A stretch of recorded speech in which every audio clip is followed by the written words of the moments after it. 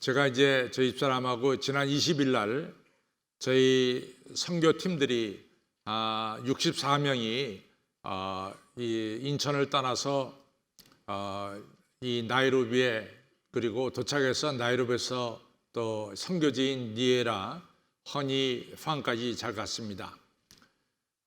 이 가는 길이 만만치가 않아요. 10시간을 인천에서 두바이까지 가고, 두바이에서 한 5시간 쉬었다가 다시 비행기 타고 한 5시간 또 케냐 나이로비로 가고, 나이로비에서 내려서 버스 타고 3시간 들어가는 것이 바로 허니 캠프입니다. 64명이 무사히 잘 도착해서 1650명의 환우들을 저희들이 돌보고, 그리고 은혜 가운데 잘 마치고, 저하고 집사람은 이제 오늘 여러분들을 뵙기 위해서 금요일 날 이제 먼저 떠났습니다. 이번에 가서 이제 여러 가지 느낀 것 중에 하나가, 케냐는 마스크 쓴 사람이 없어요. 근데 참 이상한 것이, 우리가 1650명을 전부 다 이 진단 키트를 가져갔습니다. 우리가 이 코로나 바이러스 진단 키트, 코비드 19 진단 키트를 가져가서 1650명을 다 조사했거든요. 한 명도 양성이 없습니다. 다 음성이에요. 100% 음성이에요. 신기할 정도로 음성입니다. 그래서 이제 정말 이상해요. 우리가 두바이 도착했을 때도 마스크 쓰는 사람은 여러분과 한국 사람뿐이고, 두바이에 한 명도 마스크 안 씁니다. 근데 케냐에 도착해서도 누구도 마스크 쓴 사람이 없어요. 다 안 씁니다. 그래서 우리가 좀 걱정을 했는데, 실제로 이 진단 키트로 재보니까 한 명도 양성이 나오지 않는 거예요. 다 음성이에요. 왜 그럴까? 이제 이런 생각을 좀 해봤습니다. 근데 거기가 아침에는 한 14도, 13도 그 정도 되고, 낮에는 한 25도까지 올라가거든요. 근데 거기가 이제 적도 근처이기 때문에 굉장히 온도가 높을 줄로 생각하시겠지만은, 거기가 해발 1800m에 살고 있어요. 해발 1800m. 그러니까 우리가 학교 때 배우기를 100m당 1도씩 이제 떨어진다 그러잖아요. 그러니까 해발 1800m니까 보통 평균 기온보다는 18도가 떨어지겠죠. 그래서 하여튼 간에 온도가 그래서 그런지, 해발 1800m는 코로나 바이러스가 없는지 그 이유는 모르겠어요. 해가 없습니다. 근데 이제 한 가지, 제가 지난주에는 아마니 교회라는 교회에 가서 예배를 드렸는데, 예배 시간에 마스크 쓴 사람 한 명도 없어요. 한 명도 없고, 다 마스크 벗고 다 예배를 드리는데, 또 찾아오는 사람도 다, 환우들도 마스크 쓴 사람 없거든요. 근데 우리가 치료하는 그 치료 장소 내에서는 우리가 마스크를 줘서 마스크 쓰고 치료받도록 그렇게 인도를 했습니다. 근데 제가 케냐 사람 입장에 서서 생각을 해봤어요. 케냐 사람 입장에 서서 왜 저 코리안들은 저 마스크를 다 썼을까? 저 코리안들은 다 코로나 바이러스 걸린 사람들이 아닐까? 그러길래 저렇게 마스크 쓰지 왜 마스크를 썼을까? 뭐 이렇게 생각할 수도 있어요. 첫 번째 가정을 한다면은. 두 번째 가정은, 아니 저 사람들이 뭐 우리를 이상하게 보는가? 우리가 무슨 코로나 바이러스 걸린 사람처럼 보이는가? 왜 저들은 마스크를 다 쓰고 있지? 또 이렇게도 생각할 수 있다 그 말이에요. 그렇게 이제 마스크를 그 사람들은 하나도 안 쓰고 지내는 것을 봤습니다. 드디어 내일부터 마스크를 우리가 벗게 됐습니다. 그러면서 제가 보기에는 이 마스크 한 명도 안 쓰는데도 1650명을 검사했는데도 한 명도 양성이 나오지 않았어요. 그러니까 다음 주일부터는 우리가 마스크를 실내에서 꼭 써야 된다. 그건 아니에요.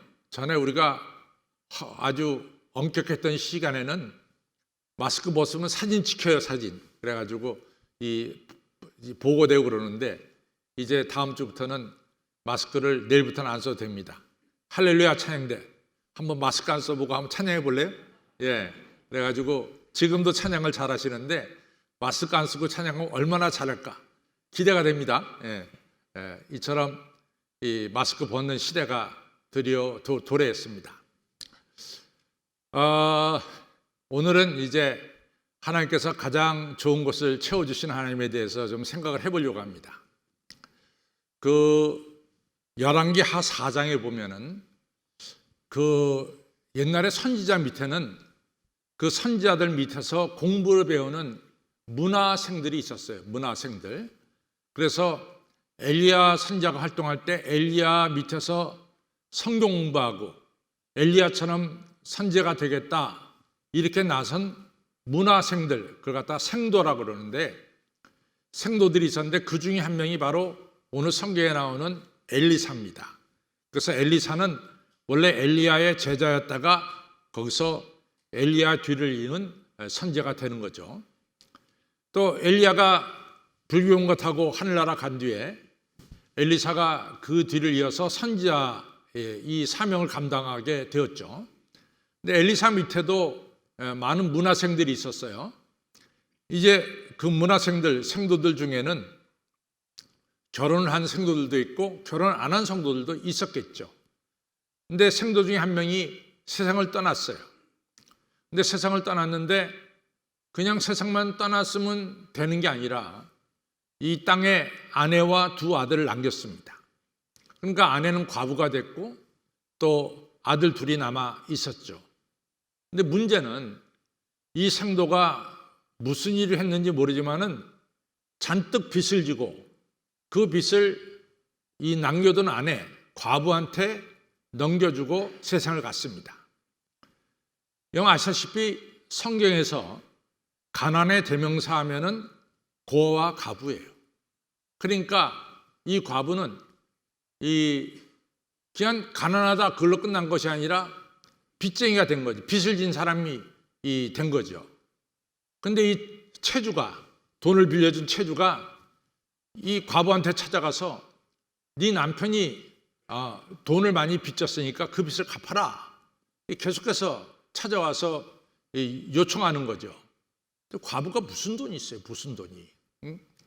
돈이 없으니까 갚질 못하는데 아시다시피 성경에 보면은 남자 아이를 갖다가 노예로 팔 경우에는 성경에서 은 20세겔을 주어라 이게 나와요. 그러니까 멀쩡한 남자가 남의 노예로 가게 되면은 그 부모가 얼마를 받냐면 은 20세겔을 받는 거예요. 우리가 성경에 그 예를 잘 볼 수 있죠. 하나는 뭐냐면 야곱의 11번째 아들의 이름이 뭘까요? 요셉이죠. 요셉이 아라비아 상인들에게 팔릴 때 요셉의 형들이 아라비아 상인한테 얼마를 받았습니까? 은 20세겔을 받았어요. 그러니까 은 20세겔을 갖다가 이제 보통 주는 것이 그 당시의 법입니다. 그래서 제가 농담으로 그럽니다. 예수님은 이 가룟 유다가 예수님 팔 때 은 얼마를 받았어요? 30세겔을 받았어요. 그러니까 예수님은 좀 더 비싸게 받은 거죠. 그런데 이 요셉은 20세겔에 받고 아라비아 상인들에게 노예로 팔렸습니다. 근데 이 채주가 이 과부한테 니네 두 아들 갖다가 팔아라. 그리고 그 팔면은 40세겔은 나올 거 아니에요. 그 40세겔을 나한테 갚아라. 이렇게 된 거예요. 근데 아시다시피 이 성경에서 과부가 가난의 대명사인데 여성들이 재산을 소유할 수가 없었어요. 그것이 이제 문제입니다. 그러니까 이 과부가 아들들마저 노예로 팔아버리면은 어떻게 사냐 말이야. 사는 게 막막하잖아요. 그러니까 견디다 못해가지고 누구를 찾아가냐면 자기 남편의 선생님이신 엘리사에게 찾아갔어요. 그래서 자초지종을 얘기합니다. 선생님, 내 남편 세상 떠난 거 아시죠? 알고 말고 내 남편이 글쎄 빚을 잔뜩 지고 갔습니다. 채주가 매일같이 와서 돈 달라고 합니다. 제가 돈이 어디 있습니까? 그랬더니 아들들을 팔아서 노예를 팔고 은 40세겔을 나한테 달라고 합니다. 이 아들들 없으면 내가 어떻게 살아요? 하면서 이제 과부가 막 펑펑 울면서 엘리사에게 매달렸습니다. 엘리사가 말하기를 자네 집에 뭐 있는 거 있냐? 그랬더니 이 과부가 말하기를 우리 집에 올리브 기름 한 병 외에는 아무것도 없습니다. 그러냐? 그러면 동네 다녀서 빈 그릇을 다 빌려와라. 그래서 이제 이 과부하고 두 아들이 동네 다니면서 동네 집에 있는 빈 그릇을 다 빌려왔어요. 그 창고에 뒀어요. 이제는 창고 문을 닫고 그 올리브 기름 든 그 병을 기울여서 빈 그릇에 채우라. 그랬더니 병이 하나밖에, 올리브 기름 그거 하나밖에 없는데 그것이 계속해서 흘러나오는 거예요. 기적이 일어나는 거죠. 그래서 빈 그릇을 다 채우고 나니까 기름병에서 기름이 더 이상 나오질 않습니다. 그래서 엘리사 선지자에 찾아가서 빈 그릇에다가 기름을 다 채웠습니다. 그때 엘리사가 말씀하기를 그 기름을 팔아서 그 돈을 받아가지고 너 빚을 갚고 남는 돈이 있다면 그 남는 돈 가지고 너와 두 아들이 앞으로 살아가도록 해라 이랬단 말이죠. 그래서 이 과부가 빚으로부터 해방되는 역사가 일어났습니다. 여기서 보면은 빈 그릇에 기름을 채워주신 분은 누굽니까? 하나님께서 채우셨어요. 저는 이 성경을 보면서 성경에는 우리의 빈 그릇, 우리의 빈 마음에 하나님이 항상 좋은 곳으로 채워주시는 분이 우리 하나님이다. 저는 그렇게 확실하게 믿습니다. 요한복음 2장에 보면은 아시다시피 예수님께서 가나 혼인잔치에 가셨어요. 근데 이스라엘 혼인은, 결혼식은 일주일 동안 계속됩니다. 일주일 동안. 왜냐하면은 지금처럼 뭐 교통 편의사고 뭐 버스 타고 온다든가 비행기 타고 온다든가 그런 일은 없죠. 전부 다들 며칠을 걸어서 결혼식에 참여합니다. 그러면 결혼식에 참여한 분들을 혼주는 잠잘 수 있도록 잠자리를 마련해야 되고 일주일 동안 먹을 것을 공개해야 됩니다. 근데 이 가나 혼인잔치는 가난한 집의 결혼잔치예요. 그래서 그 먹을 것 중에 포도주가 도중에 떨어지고 말았어요. 근데 보니까 예수님의 어머니 마리아가 이 혼주하고 무슨 관계가 된 것 같아요. 뭐 친척이던가 이런 상태인 것 같아요. 그러니까 예수님의 어머니가 답답한 거에 안타깝고 손님들을 멀리서 다 불러왔고 이같이 머물게 했는데 먹을 것을 공개 못하니까 예수님의 어머니가 너무 속이 타는 거죠. 그래서 예수님의 어머니가 예수님에게 말씀하죠. 이 집에 포도주가 다 떨어졌다. 그러니까 예수님께서 말씀하시기를 그러면은 저기 항아리가 빈 항아리가 있는데 빈 항아리에 하인들로 하여금 물을 갖다가 빈 항아리에 채우도록 그렇게 예수님 명령하셨죠. 그러니까 하인들이 빈 항아리에다가 맹물이죠. 그냥 물이죠. 그냥 물을 빈 항아리에 채웠어요. 그 다음에 그 항아리에 든 물을 갖다가 떠서 하객들에게 나눠주라 해서 하인들이 분명히 자기가 갖다 분 거는 맹물인데 다시 그 항아리에서 물을 뜰 때는 그 물이 최상급 포도주로 변한 거예요. 기적이 일어났습니다. 그래서 이제 최상급 포도주를 갖다가 하객들에게 나눠주니까 하객들이 이구동성으로 칭찬하잖아요. 되게 결혼식에 하면 처음엔 보통 거 나오다가 시간 지나면은 질 낮은 것을 주는데 아니 이 결혼식 반대 아니냐. 처음에 보통 거 나오다가 시간이 흐를수록 가장 좋은 포도주를 지금 내주고 있지 않느냐 이러면서 이구동성으로 칭찬했습니다. 여서도 물이 포도주가 된 기적은 누가 일으켰습니까? 예수님이 일으켰죠. 빈 항아리에 가장 최상급 포도주로 우리 예수님께서 채워주셨습니다. 저는 성경을 보면서 분명한 사실은 우리 예수님은 항상 좋은 것으로 우리의 빈 가슴을 채워주시는 분, 그분이 바로 여러분과 제가 믿는 예수님입니다.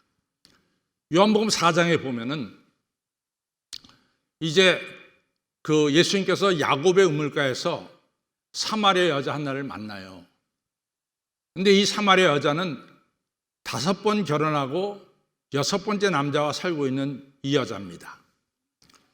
저는 사실은 우리 문화하고 좀 다르기 때문에 이 5번 결혼하고 5번 남자에게 버림받고 6번째 남자와 사는 이 여자의 상태를 저는 그기까지 잘 이해할 수가 없어요. 우린 다른 문화에 사니까. 근데 이번에 이제 우리가 케냐에 선교하면서 저희 집사람이 케냐 사람들을 영어가 되니까 그 케냐 사람들이 영어를 하니까 이 심리 상담을 했습니다.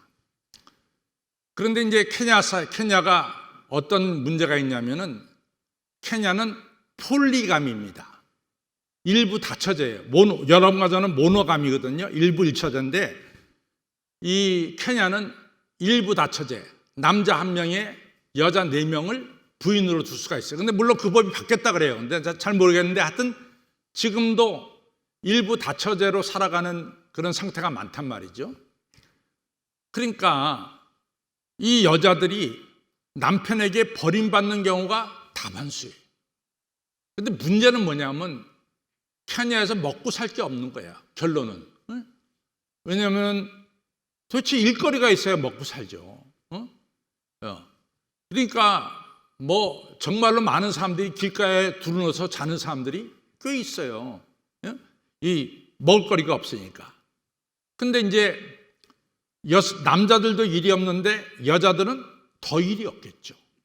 그러니까 여성들이 돈 벌어오는 남편하고 살지 않으면 먹고 살기 어려울 정도의 상태가 됐단 말이죠.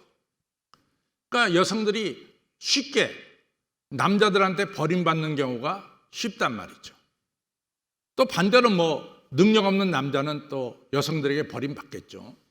이제 이런 게 바로 케냐 사회인데, 그러니까 여성들이 상처가 참 많은 거예요. 남편한테 버림받고. 그리고 아기를 낳으면은 그 여러분과 저는 아기가 얼마나 귀엽고 예쁘고 사랑스럽습니까? 근데 이제 어머니가 아기를 낳았어도 아기에게 먹여줄 능력이 없으면은 그 아기는 뭐가 됩니까? 짐이 된다고요. 그러니까 아기를 버릴 수도 있는 거예요. 그래서 케냐에는 버림받은 아이들도 상당히 많습니다. 근데 바로 이런 것을 보면서 저는 요한복음 4장에 나오는 지금 수가성 여인의 입장을 많이 이해하게 됐어요. 이 여자는 남편에게 5번 버림받고 6번째 남자와 사는 거예요. 근데 부인이 뭐 하나 둘 셋 넷이 있다 보니까 어떤 부인은 이런 일을 하고 어떤 부인은 저런 일을 하고 그렇게 되겠죠. 근데 이 부인이 하는 일은 뭐냐면은 물길로 오는 일을 해요. 물길로 오는 일. 근데 이것도 사실은 제가 이번에 이 케냐 가서 확실히 느꼈는데, 저는 어딜 가나 새벽 4시는 일어나거든요. 새벽 4시에 일어나서 바깥에 나가니까 저희 머무는 숙소에서, 거기가 물이 있어요, 숙소에는. 그러니까 그 동네에 있는 여인들이 다 물통을 이만한 거 들고 와서 거기서 물을 기르는 거야. 그리고 물을 갖다가 이 머리에다 끈을 매가지고 등에다 쥐고 가는 거라고. 방장님, 남자 한 명도 없어. 다 여성이야, 여성. 여성들이 꼭두 새벽에 다 묵일러 오는 거야. 내가 그걸 보면서 이 요한복음 4장에 나오는 이 수가성 여자가 바로 그 격이구나. 물길로 오는 이 역할을 하는구나 하는 것 같다가 생각이 되더라고요. 이 여자가 정말 살고 싶어서 인생을 살겠냐 말이지. 텅 빈 여자지. 아무것도 없는 여자지. 그냥 입에 풀칠하기 위해서 6번째 남자하고 그냥 살아가는 것뿐이지 그게 무슨 부부냔 말이지. 그러니까 예수님께서 그 여자한테 이런 얘기를 하죠. 내 남편을 데려와라. 그러니까 그 여자가 한 말이 나는 남편이 없습니다. 그런 거야. 그러니까 예수님이 네 말이 맞다. 네가 지금 5번째 남자 헤어지고 6번째 남자하고 사는데 그 남자가 네 남편이 아니란 말이 맞다. 왜? 정이 없으니까. 그냥 먹고 살기 위해서 그 남자하고 있는 거지. 무슨 그 여자가 정이 있어서 그 남자하고 살겠냔 말이지. 그냥 물길로 오는 여자죠. 여러분들 아주 성경 말씀을 내가 제대로 이해했대도 요번에 가서 새벽에 다 여성들이 물통 이런 거 들고 와서 물길로 가. 왜 남자는 한 명도 없어? 다 여성이야. 그러니까 이제 이 여자도 단순히 물기는 그런 일을 하는 거죠. 그 집에서. 이 여자는 정말로 아무것도 없는 여자입니다. 텅 빈 여자입니다. 근데 이 여자가 예수님에게 중요한 질문을 하나 합니다. 그게 뭐냐면 예수님 어디서 예배를 드려야 하나님이 예배를 받습니까? 근데 이 얘기는 여러분과 제가 조금 이해가 필요해요. 아시다시피 솔로몬 왕이 922년에 죽잖아요. 주전 922년에 죽고 나서 이스라엘이 우리나라와 똑같이 남북으로 갈립니다. 북이스라엘, 남유다예요. 북이스라엘 수도는 사마리아고 남유다의 수도는 예루살렘이에요. 그런데 북쪽 사람들은 우리가 그리심산에서 예배를 드려야 하나님이 받는다 이렇게 생각을 했고, 남쪽 유다 사람들은 예루살렘에서 예배를 드려야 하나님이 예배를 받는다 이렇게 주장들을 했어요. 이 얘기는 쉽게 말하면 북한 사람들은 평양에서 예배를 드려야 하나님이 예배를 받고, 여러분과 저가 남쪽 대한민국 사람들은 예를 들어 서울에서 예배를 드려야 하나님이 예배를 받는다 이런 생각을 했었단 말이지. 그러니까 그런 질문을 예수님께 한 거죠. 이 여자가, 예수님, 우리 마을 사람들은 그리심산에서 예배를 드려야 하나님이 예배를 받는다 그러고, 당신네 사람들, 유다 사람들은, 남쪽 사람들은 예루살렘에서 예배를 드려야 예배를 하나님 받는다 그러는데 도대체 어디서 예배를 드려야 하나님이 예배를 받습니까? 이렇게 이제 물어봤단 말이죠. 그랬더니 예수님이 유명한 대답을 하죠. 장소가 중요한 게 아니다. 그리심산, 예루살렘 이 장소가 중요한 게 아니라 신령과 진정으로 예배를 드릴 때 하나님께서 그 예배를 받으신다. 장소가 중요한 게 아니라 뭐가요? 예배 드리는 여러분과 저의 자세가 중요해. 신령과 진정으로 예배를 드려야 된다. 그랬더니 이 여자가 뭐라고 대답하냐면, 그리스도가 오시면, 예수님이 오시면 확실하게 모든 것을 알 수 있을 것 같습니다. 이런 대답을 한 거예요. 예수 그리스도가 오시면은 확실한 것을 알지 않겠습니까? 이렇게 이제 대답을 한 거죠. 그때 예수님께서 중요한 이야기를 합니다. 바로 네가 찾는 그리스도가 나다. 이렇게 대답을 한 거죠. 이 여자가 그렇게 기다리던 메시아 그리스도를 지금 눈과 눈으로 맨 앞에서 예수님을 만나는 축복을 받게 됐습니다. 정말 텅 빈 가슴, 아무것도 안 가진 여자, 이 여자에게 소망은 하나밖에 없어요. 그리스도가 이 땅에 오셔서 자기같이 불쌍한 사람을 구해주는 일밖에 없어요. 그러니까 그리스도를 간절히 기다렸죠. 그런데 그 그리스도를 바로 지금 눈앞에서 만나는 축복의 역사가 일어났습니다. 텅 빈 가슴, 텅 빈 삶에 예수님이 그 여자의 중심이 되는 역사가 일어난 거죠. 또 그것뿐입니까? 여러분, 사무엘상 1장을 펼쳐보면 엘가나라고 하는 인물이 등장해요. 엘가나.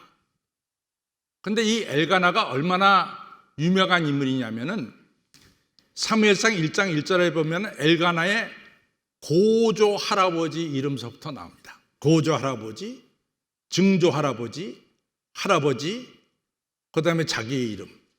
이러면서 고조 할아버지까지 나오는 거예요. 그럼 우리가 성경을 볼 때 여러분들 베드로의 아버지 이름을 아세요? 베드로의 아버지 이름? 베드로의 아버지 이름 몰라요. 그 뭐냐? 베드로 아버지는 별로 유명하지 않았다는 거예요. 베드로의 아버지의 이름이 성경에 안 나오는 것은 베드로의 아버지가 그렇게 세상 사람들이 알만한 중요한 위치에 있지 않았다는 거죠. 그런데 엘가나는 고조 할아버지부터 등장을 하거든요. 그 얘기 뭐냐면 고조 할아버지 이름을 대면 다 세상 사람들이 아는 정도로 이 집은 명문가의 집안이라는 거예요. 명문가예요. 근데 이 엘가나에게 첫 번째 분이 한나인데 한나가 자식이 없는 거야. 이 명문가의 맏며느리로 들어와서 자식이 없는 거야. 그 얼마나 난리가 납니까? 그래서 엘가나가 할 수 없이 두 번째 부인 분인나라는 여자를 얻었어요. 근데 이 여자는 아들을 덜컥 낳은 거야. 그러면 이스라엘 사람들은 적어도 1년에 3번씩 성전에 올라가서 예배를 드리잖아요. 근데 이제 같이 엘가나와 첫 번째 부인 한나와 두 번째인 부인나와 부인의 아들들하고 같이 실로 성전에 가서 예배드리러 간 거지. 가면서 이제 부인이라는 여자가 슬슬 놀려대는 거야. 한나, 너는 자식도 없으면서 무슨 왜 first wife, 첫 번째 부인 역할을 해? 이러면서 놀려대는 거죠. 그러면 한나는 정말 가슴이 뒤집어져. 자식이 없는 것도 슬픈데 이 여자가, 나보다 뒤에 들어온 여자가 나를 자꾸만 놀려대고 뭐하러 첫 번째 부인 자리에 있어? 빨리 내려오지 않고 이러면서 자꾸만 조롱하니까 견딜 수가 없는 거예요. 그러니까 오늘 성경 사무엘상 1장에 보면 이 한나가 텅 빈 가슴을 안고 성전에 올라가서 울부짖으면서 기도하는 거죠. 하나님, 저 살려주세요. 이 빈 가슴을 하나님께서 아십니다. 하면서 울부짖어 기도한 거예요. 그러면서 기도하기를, 하나님 저에게 자식을 주시면 내가 그 자식 머리에 삭도 칼을 대지 않고 그 자식을 하나님께 바치겠습니다. 이러면서 간절하게 하나님께 부르짖어 기도했어요. 텅 빈 가정에 한나가 하나님께 부르짖어 기도한 거죠. 하나님이 선물 주셨어요, 안 주셨어요? 그 선물의 이름이 뭘까? 사무엘이란 말이야. 그 선물의 이름이 사무엘이라고. 여러분, 사무엘이 얼마나 중요합니까? 사무엘은 세 가지 직함을 가졌어요. 첫째는 선지자, 하나님 말씀을 대언하는 선지자. 두 번째는 모든 사람을 판단하는 사사. 세 번째는 우리 예배를 하나님께 올려드리는 제사장. 세 가지 직함을 가진 분이 바로 사무엘입니다. 성경에 사무엘 이름으로 된 성경이 있어요, 없어요? 이게 대답이 시원치가 않아. 있어요, 없어요? 있단 말이지. 그러니까 텅 빈 한나에게 하나님께서 뭘 줬어요? 가장 귀한 아들을 선물로 주신 거예요. 가장 귀한 아들을 선물로 주신 거예요. 그리고 나중에 삼남 이녀를 선물로 한나에게 더 주셨습니다. 이처럼 하나님은 우리에게 가장 좋은 것으로 채워주시는 분이 하나님이십니다. 믿으십니까? 저 따라, 우리 하나님은 텅 빈 가슴에 가장 좋은 것으로 채워주시는 하나님이시다. 아멘. 이렇게 좀 씩씩하게 해야지 제가 저하고 집사람이 온 보람이 있죠. 아니, 우리가 뭐 하루에 뭐 몇백 명씩 아침부터, 그 케냐 사람들이 또 영어를 하니까 또 약을 나눠주면 저 열심히 전도하죠. 그 하나님은 당신을 사랑하십니다. 그것도 스와힐어로 제가 배워가지고 문고, 아낙, 쿠펜다, 사나 이렇게 해서 얘기하면은 또 그 사람들이 센티 사나 대단히 고맙습니다. 그래. Are you Christian? Yes, I Christian. 너 이름이 전부 다 피터, 사무엘 다 그래. 너 네 이름이 바이블 네임인 거 아니야? 그랬더니 그렇대. 너 크리스천이야? 그랬더니 크리스천이래. I pray for you. You will be good. 그러지. 그러면 좋아가지고 센티 사나 그래. 대단히 감사하다. 땡큐 베리 마치지. 그리고 내가 또 그러죠. 너도 나를 위해서 기도해라. 했더니 웃으면서 이걸 하루에 수백 명씩 하는 거야. 수백 명씩. 그러니까 그냥 지쳤는데 거기 있는 60명이 목사님, 우리를 놔두고 왜 목사님은 먼저 가십니까? 우리들은 양떼가 아닙니까? 난 남아있으면 오늘 뭘 보냐면 사자를 보는 거야. 사자. 오늘 남아있으면 이 못생겼지만 그래도 내가 좋아하는 동물 중에 하나가 하이에나를 보는 거지. 그러나 내가 서울에는 당신보다 훨씬 많은 교인들이 있지 않소. 그러니까 나는 서울 가서 집사람 가서 설교해야 되니까 그렇게 이해해 달라고 했더니 아무 말 못하. 그러고 내가 왔어, 여러분들 보러. 근데 여러분들 별로 좋아하지 않는 것 같아. 네. 하여간 하나님은 우리에게 가장 좋은 것으로 채워주시는 하나님. 베드로의 빈배가 하나님께서 이같이 2배 가득 차도록 고기를 잡히게 해주셨고, 하루 종일 굶은 사람들에게 500여로 예수님은 배불리 먹고도 12광절 남도록 채워주시는 하나님. 그것이 저와 여러분이 믿는 하나님이십니다. 그런데 하나님에게 체험을 받지 못하는 그러한 사람들도 있어요. 어떤 사람들이 체험을 받지 못하느냐? 누가복음 14장에 보니까 왕이 백성에게 축복해 주려고, 채워주려고 왕이 초청을 했어요. 예수님께서 비유로 말씀하신 거예요. 그랬더니 왕이 초청할 때 초청받은 사람들이 다 오겠다 그랬어요. 근데 정작 잔치날에 초청받아서 오겠다는 사람들이 안 온 거야. 그러면서 이유를 대기를, 뭐라고 이유를 대냐면, 나 밭을 샀기 때문에 그 밭을 돌봐야 되기 때문에 못 옵니다. 나는 소 5개를 샀기 때문에 소를 돌봐야 되기 때문에 못 옵니다. 나는 장가를 들었기 때문에 저는 못 옵니다. 이렇게 이유를 대면서 못 온 거예요. 그것을 현대적으로 바꿔버리면은 나는 사업 때문에 못 갑니다. 사업이 너무 바빠서. 또 한 사람은 나는 정말 럭셔리한 어마어마한 자동차를 샀는데 그 자동차 내가 좀 몰아봐야 되겠습니다. 그래서 못 갑니다. 나는 세상적인 즐거움이 나에게 주어졌는데 그래서 못 갑니다 하면서 이 왕의 초청에, 하나님의 초청에 가지 않은 거죠. 이 사람들은 쉽게 말하면 세상 것으로 자기의 그릇을 채웠어요. 세상의 비즈니스 사업으로 자기 그릇을 채웠고, 또한 세상의 좋은 자동차로 자기의 빈 그릇을 채웠고, 세상의 즐거움으로 자기들의 그릇을 채운 거예요. 이런 사람은 가장 좋은 것을 주시는 하나님께로부터 체험을 받지 못하는 거죠. 그런데 우리가 현실적으로 얘기해 봅시다. 마더 테레사가 이 인도 캘카타에서 이제 선교했잖아요. 그분이 뭐라고 말하냐면, 캘카타에 있는 인도 사람들이 대부분이 빈곤에 시달린다는 거죠. 그건 먹을 것이 없는 빈곤에 시달린다는 거죠. 그런데 중요한 것은 서구 사회도 빈곤이 있는데 서구 사회의 빈곤은 영적인 빈곤이라는 거죠. 그런데 결론적으로 보면은 인도 사람이 겪고 있는 육신의 빈곤보다, 먹을 것의 음식의 빈곤보다 서구 사람들이 겪고 있는 영적인 빈곤이 더 심하다, 더 심하다, 그런 얘기를 했어요. 더 심하다. 여러분, 제가 1980년 초에 미국에서 목회할 때 안타까운 사실 중에 하나가 뭐냐면, 미국 고등학교 앞에서 마약을 파는 거야. 고등학교 앞에서.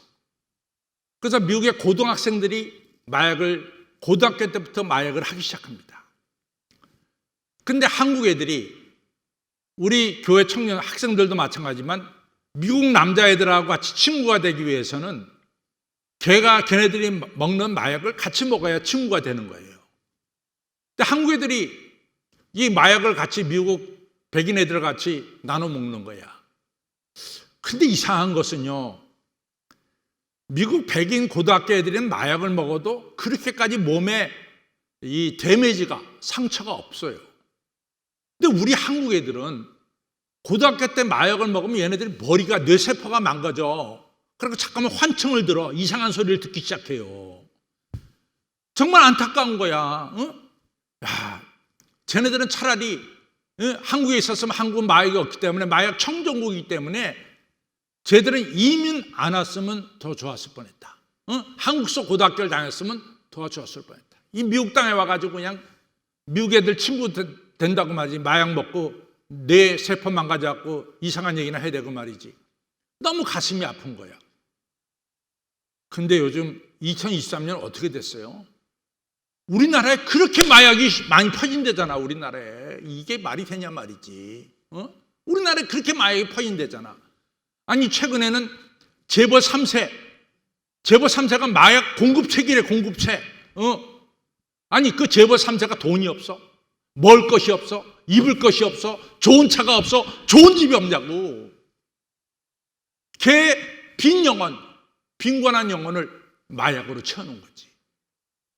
여러분, 세상 것은 우리에게 좋은 것을 줄 수가 없습니다. 오직 하나님만이 여러분과 저에게 가장 좋은 것으로 채워주심을 믿으시기 바랍니다. 나는 세상에 내 비즈니스로 내 마음을 채우겠다. 언제나 빈곤한 거야. 나는 좋은 자동차, 좋은 세상의 문명의 이기로 내 가슴을 채우겠다. 그것도 영원히 목마른 거예요. 사랑하는 성도 여러분, 하나님만이 우리에게 가장 좋은 곳으로 채워주시는 분임을 믿으시기 바랍니다. 오늘 성경에 보니까 우리 하나님께서 가장 좋은 선물인 성령을 너에게 채워주시겠다. 성령 충만함을 받아라. 귀한 말씀을 주십니다. 요한복음 16장 7절에 예수님이 제자들에게 말씀합니다. 야, 너희들 내가 떠난다고 저렇게 슬퍼하는데 그러지 말아라. 내가 떠나는 것이 너에게 유익이라. 내가 떠나면 보혜사 성령을 너에게 보내실 텐데 보혜사 성령이 너에게 오시면은 너희가 나에 대해서 알게 되고 그 다음에 너희들이 지혜를 갖게 되고 능력을 갖게 된다. 이런 축복의 말씀을 주신 거예요. 오늘 여러분과 저 중에 어느 누구도 하나님을 본 사람이 없어요. 예수님을 1대1로 만난 적도 없어요. 나도 마찬가지야. 근데 왜 강 목사님은 하나님에 대해서 예수님에 대해서 설교하십니까? 이유는 딱 하나야. 나에 대해서 하나님을 알게 하신 분은 뭡니까? 성령님이야. 나에 대해서 내가 예수님을 알게 하신 이는 누굽니까? 성령님이야. 여러분들을 이 자리에 나오게 하신 분이 누굽니까? 하나님의 영인 성령님이 여러분과 저를 이 자리로 인도했다는 사실을 믿으시기 바랍니다. 가장 좋은 게 바로 성령이야. 여러분과 저는 성령 충만을 받으셔야 될 줄로 믿습니다. 오늘 말씀하기를 누가 성령 충만을 받느냐? 가장 좋은 선물을 받느냐? 기도하는 사람이 받는 거야. 주여, 약속하신 대로 보혜사 성령을 내게 부어 주시옵소서. 기도해야 돼. 두 번째는 뭐냐? 아시다시피 엘리사가 과부에게 기름으로 충만하게 채울 때 그릇이 무슨 그릇이었어요? 빈 그릇이었습니다. 수가성 여인에게 주님께서 그 마음의 중심에 들어가게 된 이유 중에 하나가 뭐냐? 그 여자의 마음도 빈 가슴이었습니다. 가나운 잔치에 물이 포도주가 된 것도 빈 항아리, 거기에 물을 부으니까 최상급 포도주가 된 거예요.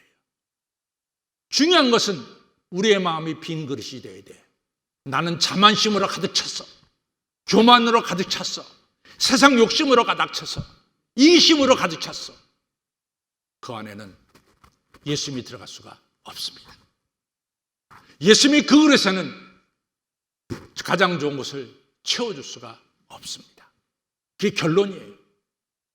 여러분과 저가 성전에 나와서 이 시간 간절한 마음으로 기도하고 내 마음속에 예수님이여 주장하여 주시옵소서. 내가 빈 마음, 오직 주님만을 바라보는 빈 마음으로 내가 간구하오니 빈들의 마르풀같이 빈 마음이 내 마음속에 주의 성령이 임하여 주시옵소서. 이렇게 기도하고 여러분과 저가 우리 자신을 하나님께 맡길 때 하나님은 가장 좋은 것으로 여러분과 저의 빈 가슴을 채워주실 줄로 믿습니다. 저는 우리 교회 성도들이 이같이 성령 충만을 받기를 간절히 원하면서 기도하면서 왔습니다. 아무쪼록 오늘이 성령 충만을 받는 복된 날이 되시기를 주님의 이름으로 축원합니다.